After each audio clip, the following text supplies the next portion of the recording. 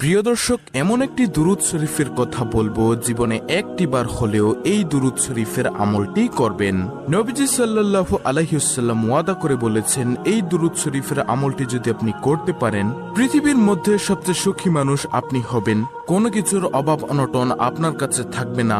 টাকা পয়সা, ধন দৌলত, মান সম্মান সবকিছু আল্লাহ রাব্বুল আলামিন আপনাদেরকে দিবেন।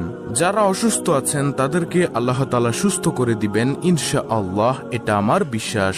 এবং পৃথিবীর মধ্যে আল্লাহ তাআলা আপনাকে সম্মানিত করে দিবেন। এবং এই পৃথিবী থেকে যখন আপনি চলে যাবেন, তখন কবরের মধ্যে যাওয়ার পর নবীজি সাল্লাল্লাহু আলাইহি ওয়াসাল্লামকে দেখে জিজ্ঞাসা করা হবে, এই ব্যক্তি কে? তখন নবীজি সাল্লাল্লাহু আলাইহি ওয়াসাল্লামকে আপনি কবরের মধ্যে দেখে চিনতে পারবেন ইনশাআল্লাহ। কারণ প্রকৃত মুমিন কখনো নবীজি সাল্লাল্লাহু আলাইহি ওয়াসাল্লামকে চিনতে ভুল করবেন না। আল্লাহু আকবার। দর্শক, কবরটা হবে খুবই ভয়ঙ্কর।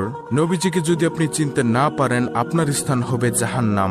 আর আপনি যদি নবীজি সাল্লাল্লাহু আলাইহি ওয়াসাল্লামের দুরূদ শরীফের আমলটা যদি করতে পারেন, তাহলে অবশ্যই নবীজিকে কবরের মধ্যে থেকে চিনতে পারবেন এবং বলতে পারবেন, ইনিই হচ্ছে আমার মায়ার নবী, বিশ্ব নবী, আখিরি নবী হযরত মুহাম্মদ সাল্লাল্লাহু আলাইহি ওয়াসাল্লাম। এত পাওয়ারফুল, শ্রেষ্ঠ এই দুরূদ শরীফটি। তাই আমি আপনাদেরকে এই শ্রেষ্ঠ দুরূদ শরীফের আমলটা সম্পর্কে বলে দিব ইনশাআল্লাহ। তাহলে চলুন শুরু করা যাক। দর্শক, কবরের মধ্যে আপনাদের কোনো ভয় থাকবে না এবং যেই হাসরের ময়দানে মানুষ হাহাকার চিৎকার করবে, এই হাসরের ময়দানেও আপনাদের কোনো ভয় থাকবে না। এবং হাসরের ময়দানে আল্লাহ রাব্বুল আলামিন আপনার হিসাবটা একেবারে সহজভাবে নিবেন, এই দুরূদ শরীফটা যদি আপনি পাঠ করতে পারেন, দুরূদ শরীফের আমল করতে পারেন। কিন্তু প্রিয় দর্শক, এখানে একটি শর্ত হলো, শুধু দুরূদ শরীফ পাঠ করলেই হবে না, পাশাপাশি আপনাকে নবীজির সুন্নত এবং আল্লাহ তাআলার ফরজ বিধানগুলো পালন করতে হবে। দেখা গেল যে আপনি নামাজ পড়লেন না, রোজা রাখলেন না, হালাল হারাম বিবেচনা করলেন না, শুধু দুরূদ শরীফ পাঠ করলেন, তাহলে কিন্তু হবে না। হাসরের ময়দানে আল্লাহ রাব্বুল আলামিন আপনাকে ডাক দিয়ে ডাকার পর আপনার চেহারার দিকে তাকাবে এবং আমলনামার দিকে তাকাবে। তাকিয়ে আল্লাহ রাব্বুল আলামিন বলবে, যাও বান্দা, আমি তোমাকে ক্ষমা করে দিলাম। সুবহানাল্লাহ। তখন আর কোনো প্রশ্ন করবেন না। এই দুরূদের উসিলায় নবীজি সাল্লাল্লাহু আলাইহি ওয়াসাল্লামের সুপারিশে আপনি বিনা হিসেবে হাসতে হাসতে আল্লাহ তাআলার ওই সুন্দর জান্নাতের মধ্যে প্রবেশ করতে পারবেন ইনশাআল্লাহ, যদি আল্লাহ তাআলা দয়া করেন এবং নবীজি সাল্লাল্লাহু আলাইহি ওয়াসাল্লাম যদি সুপারিশ করেন। তাই আমি আপনাদেরকে অনুরোধ করে বলবো, অবশ্যই দুরূদ শরীফের আমল বেশি বেশি করবেন। যে কোনো দুরূদ শরীফ পড়লেই তো লাভ, কিন্তু এই ভিডিওর দুরূদ শরীফটা পড়লে স্পেশাল লাভ। এই দুরূদ শরীফের মাধ্যমে আল্লাহ তাআলা আপনাকে দুনিয়াতে সুখে রাখবেন, সম্মানিত করে দিবেন। যে সম্মানের জন্য সবাই পাগল, যে সুখের জন্য সবাই পাগল, কিন্তু সবাই জানে না যে নবীজির দুরূদের মধ্যে যে সুখ আছে।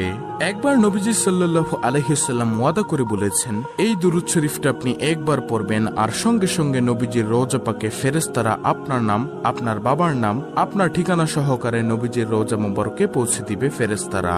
এবং সঙ্গে সঙ্গে আপনার মর্যাদা আল্লাহ তাআলা 10 গুণ বৃদ্ধি করে দিবেন। এবং সঙ্গে সঙ্গে 10টি রহমত আপনার উপর নাজিল হবে এবং 10টি গুনাহ আপনার ক্ষমা হয়ে যাবে এবং 10টি নেকি আল্লাহ তাআলা আপনার আমলনামার মধ্যে দিয়ে দিবেন। সুবহানাল্লাহ। তাই আমি আপনাদেরকে বলবো, নবীজির দুরূদ আপনারা বেশি বেশি পড়বেন এবং আপনারা এই দুরূদ শরীফটা প্রতিদিন সকালে 100 বার পড়বেন। যদি দিনে পড়তে না পারেন তাহলে রাত হলেও পড়বেন। আর পড়তে মনে না থাকলে কোনো সমস্যা নেই, যখনই মনে হবে তখনই আপনি এই দুরূদ শরীফের আমলটি করবেন। ছোট্ট একটি ঘটনা আমি আপনাদেরকে বলবো। ঘটনাটি হলো, একজন বালক যুবক হজের মধ্যে গিয়ে তিনি সব জায়গার মধ্যে শুধু দুরূদ শরীফ পড়ছেন। বড় একজন আলেম হযরত নুমান শিবলি রাহমাতুল্লাহি আলাইহি তিনি বললেন, হে বালক, তুমি সব জায়গার মধ্যে শুধু দুরূদ শরীফ পড়ছো, হজের মধ্যে তো অন্যান্য দোয়াগুলো আছে, তুমি কি সে দোয়াগুলো পারো না? সে বালক বলল, হুজুর, আমি সব দোয়া পারি, তারপরও আমি শুধু দুরূদ শরীফ পড়ি।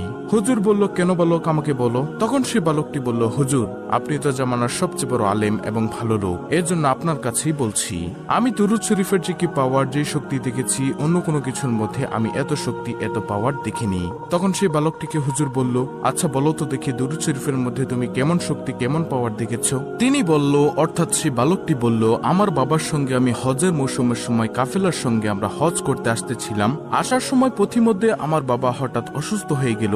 অসুস্থ হয়ে যাওয়ার পর আমাদের যাত্রা বিরতি করলো। সেখানে আমরা অবস্থান করলাম। আমার বাবার অসুস্থতা দিনের দিন এবং সময় সময় বাড়তেই আছে। এজন্য আমাদের কাফেলার মধ্যে আমাদের সঙ্গে যারা ছিল, এক দলের মধ্যে তারা বলল, হে বালক, তুমি তোমার আব্বুর খেদমত করো, তারপরে তুমি রাস্তা দিয়ে চলে আসো। আমরা চলে যাই মক্কাতে হজ করার জন্য জন্য তোমরা আস্তে আস্তে আসো। তখন সেই বালক হুজুরকে বলল, আমাদের কাফেলার লোকগণ সবগুলো চলে গেল এবং আমি আমার আব্বুর খেদমত করতেছিলাম। হঠাৎ করে আমার আব্বুর অসুস্থতা আরো বেড়ে যায় এবং হঠাৎ করে দুনিয়া থেকে বিদায় নিয়ে চলে যায়, মারা যায় আমার আব্বু। আমি দেখলাম হুজুর আমার বাবার চেহারাটা কালো কুচকুচে হয়ে গিয়েছে, বিগড়ে গিয়েছে, খারাপ হয়ে গিয়েছে। আমি দুশ্চিন্তায় পড়ে গেলাম, হায়রে এমন একটি জায়গার মধ্যে, মরুভূমির মধ্যে আমার আব্বুর এই অবস্থায়, আশেপাশে কোনো মানুষও নেই। যদি কোনো মানুষ দূর থেকে এসে দেখে আমার আব্বুকে এভাবে খারাপ চেহারা হয়ে গিয়েছে, বিকৃত হয়ে গিয়েছে, চেহারাটা কালো হয়ে গিয়েছে, খারাপ হয়ে গেছে, তখন মানুষ কি মনে করবে? তখন তিনি অর্থাৎ বালকটি কান্না করতে করতে বাবার চেহারার মধ্যে কাপড়টা দিয়ে ঘুরে কান্না করতে করতে সেই জায়গার মধ্যেই মনের অজান্তে ঘুমিয়ে গেছে। তিনি বললেন, অর্থাৎ সে বালকটি বলল, আমি ঘুমের মধ্যে দেখলাম একজন সাদা জুব্বা পাগড়ি পরা লোক আমার আব্বুর কাছে আসলো। আসার পর আমার আব্বুর কাপড়টা মুখ থেকে সরালো। সরানোর পরে আমার আব্বুর বিকৃত চেহারাটা, খারাপ কালো চেহারাটার মধ্যে তিনি তার হাতটাকে মুছে দিলেন, হাতটাকে বুলিয়ে দিলেন। মুছে দেওয়ার সঙ্গে সঙ্গে আমার আব্বুর চেহারাটা নূরে নূরান্বিত হয়ে গেল, সুন্দর হয়ে গেল, চোখ ঝলমল করতেছিল। তখন আমি স্বপ্নের মধ্যে বললাম, আপনি কে? তিনি চলে যাচ্ছিলেন। আমি পিছনের দিক দিয়ে বললাম, আপনি কে বলে যান, না হয় আমি আপনাকে ছাড়বো না। কারণ এমন কঠিন সময়ের মধ্যে আমরা বিপদের মধ্যে পড়ে গিয়েছি, আর আপনি আসলেন, এসে আমার বাবাকে সাহায্য করলেন, আমার বাবার চেহারাটাকে আপনি সুন্দর করে দিলেন। আপনি কে? আপনার পরিচয় আমি জানতে চাই। তখন তিনি বললেন, অর্থাৎ ওই সাদা জুব্বা পাগড়ি পরা তিনি বললেন, আমি আর কেউই নই, আমি হলাম বিশ্ব নবী, আখিরি নবী, নবী মুহাম্মদ সাল্লাল্লাহু আলাইহি ওয়াসাল্লাম। তখন সেই বালকটি স্বপ্নের মধ্যে বলল, আপনি কেন এসেছেন ইয়া রাসূলুল্লাহ সাল্লাল্লাহু আলাইহি ওয়াসাল্লাম? আপনি নিজে কেন চলে এসেছেন? আল্লাহর রাসূল সাল্লাল্লাহু আলাইহি ওয়াসাল্লাম তখন বললেন, তোমার বাবা দৈনিক দিনে 100 বার দুরূদ শরীফ পড়ে, রাতে 100 বার দুরূদ শরীফ পড়ে। আজকের দিনেরটা আমি পেয়েছি কিন্তু রাতেরটা পাই না। ফেরেশতাকে জিজ্ঞাসা করলাম। ফেরেশতারা তখন বলল, আপনার সেই আশেক, আপনার ভক্ত যে দুরূদ শরীফ পাঠ করে, আপনার উম্মত, সে তো খুব বিপদের মধ্যে আছে, দুনিয়ার মধ্যে তেমন ভালো আমল করেনি, এজন্য চেহারাটা পাল্টে গিয়েছে, বিগড়ে গিয়েছে, এজন্য রাতের দুরূদটা সে পাঠাতে পারে নাই। এটা নবীজিকে ফেরেশতা বলেছেন। তখন নবীজি তাকে বললেন, এজন্য আপনার আব্বু বিপদের মধ্যে পড়ে গিয়েছে, আমলে তেমন ভালো ছিল না, তারপরও তিনি দুরূদ শরীফ পড়তে কখনো ভুলেনি। তাই তার জন্য আমি রওজা থেকে চলে এসেছি আমার প্রিয়কে, আমার আশেককে উপকার করার জন্য, সাহায্য সহযোগিতা করার জন্য। তারপরে এটা বলে সে বালককে আল্লাহর রাসূল সাল্লাল্লাহু আলাইহি ওয়াসাল্লাম স্বপ্নের মধ্যে চলে গেলেন। এরপর সেই যুবক বলল যে, হুজুর, আমি এরপর থেকে বুঝতে পারলাম দুরুদের মধ্যে যে কি ফজিলত, কি বরকত। এরপর থেকে আমি দুরুদ শরীফ পাঠ করি। প্রিয় দর্শক, এখন কথা হলো যে কোন দুরুদ শরীফ পাঠ করলে আপনার মর্যাদা বেড়ে যাবে, সওয়াব পাবেন। আজকে যে দুরুদ শরীফটা আমি আপনাদেরকে শিখিয়ে দিব, এটা 100 বার হলেও কমপক্ষে জীবনে পড়বেন। যদি পড়তে পারেন প্রতিদিন পড়বেন, প্রতিদিন পড়াই ভালো। যদি পড়তে না পারেন, যখনই মনে চাইবে তখনই এই দুরুদ শরীফটা পড়বেন। আর সেই দুরুদ শরীফটা হলো, আল্লাহুম্মা সাল্লি আলা সাইয়্যিদিনা মাওলানা মুহাম্মাদিন ওয়া আলা আলি সাইয়্যিদিনা মাওলানা মুহাম্মাদিন ওয়া বারিক ওয়া সাল্লিম। প্রিয় দর্শক, আমি আবার বলছি, ভালো করে শুনুন, স্ক্রিনশট নিয়ে নিন।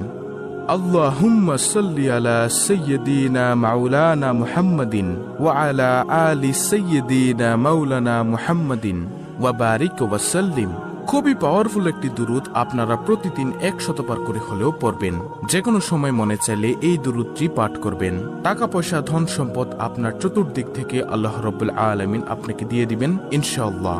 এছাড়াও প্রিয় দর্শক, আপনি নবীজি সাল্লাল্লাহু আলাইহি ওয়াসাল্লামের উপর সব সময় যে কোনো দুরুদ শরীফ পাঠ করবেন। শুক্রবার দিনে, জুম্মার দিনে বেশি পাঠ করার চেষ্টা করবেন। এই ছিল আমাদের আজকের ভিডিও, অত্যন্ত গুরুত্বপূর্ণ একটি ভিডিও। ভিডিওটি ভালো লাগলে অবশ্যই চ্যানেলটিকে সাবস্ক্রাইব করে পাশে থাকা বেল বাটন অল বাজিয়ে দিবেন। ভিডিওটিতে একটি লাইক দিবেন এবং কমেন্টে আমিন লিখবেন এবং অন্য মুসলিম ভাই বোনদের কাছে ভিডিওটি শেয়ার করে দিবেন, যেন তারাও দেখে শিখে এই দুরুদের আমলটি করতে পারে। আল্লাহ রাব্বুল আলামিন আমাদের সকলকে দুরুদ শরীফের আমল নিয়মিত করার তৌফিক দান করুন। আমিন।